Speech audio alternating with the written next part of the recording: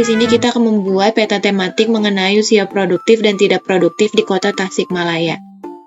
Selanjutnya kita buka ArcGis dan kita klik add data ini yang tanda plus.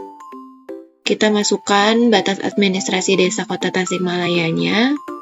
Baik, jika sudah, kita klik kanan pada administrasi desa di table of content. Kita klik open attribute table.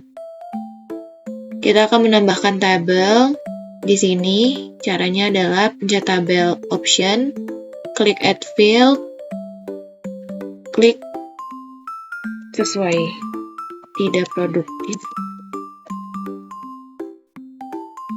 Nanti lalu klik OK. Yes, begitupun untuk usia produktif. Baik, selanjutnya kita akan mengisi di bagian sini. Ini saya sudah mencoba satu dengan cara kita klik start editing dulu, lalu kita klik angkanya, lalu kita sesuaikan dengan data BPS di Kota Tasikmalaya. Baik, jika semua sudah terisi, karena ini adalah data 2015 sedangkan petanya 2019, maka tidak banyak kecamatan yang terdata di peta ini. Baik, selanjutnya kita klik X aja. Kita klik, kita matikan dulu.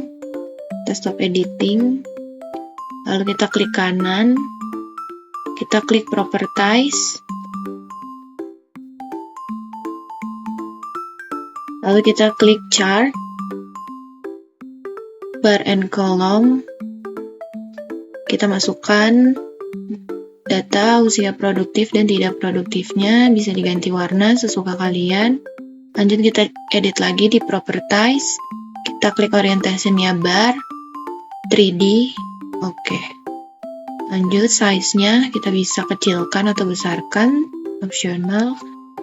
Oke, lanjut background-nya kita ganti juga sesuai dengan keinginan kalian. Apply, oke, jadi. Setelah ini kita akan melaksanakan layout view.